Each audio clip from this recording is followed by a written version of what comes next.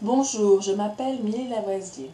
Comme vous le savez peut-être, je suis entrepreneur dans le marketing de réseau. Une des objections que j'entends souvent, c'est je n'ai pas de capital à investir, je n'ai pas d'argent de côté. Il y a des gens qui disent mais si j'avais un capital, je serais riche. Alors déjà, un capital, c'est différent suivant les gens, la quantité d'argent que ça représente sur un compte en banque. Certains disent c'est 10 000 euros, d'autres 90 000 euros. Pour certaines personnes, si elles avaient déjà 90 000 euros en banque, elles seraient riches.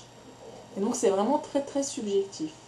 En fait, il y a beaucoup d'entreprises pour lesquelles le démarrage ne représente qu'une petite somme et il n'y a pas besoin d'avoir un gros capital.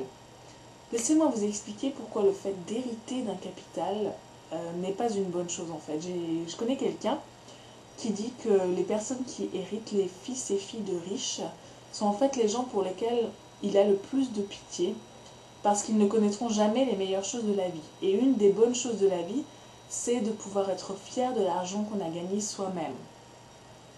Réfléchissez un instant à ce que vous pourriez laisser à vos enfants qui n'auraient pas de prix.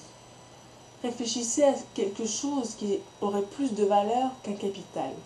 Et moi, je peux penser à un certain nombre de choses comme une très bonne éducation, un cercle d'amis, des bonnes valeurs.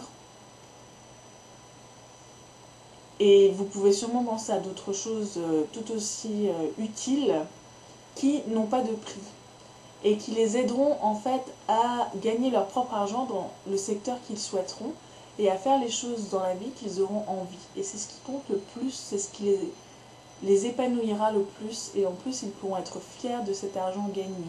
Ils n'auront pas grandi dans un environnement de gâterie et ils pourront se développer. Et ça c'est vraiment très important. Donc j'espère que cette vidéo vous inspire par rapport au fait que ne pas avoir de capital n'est pas forcément un problème pour pouvoir entreprendre. Si vous avez besoin d'une certaine somme pour démarrer, pensez à vendre vos services personnels.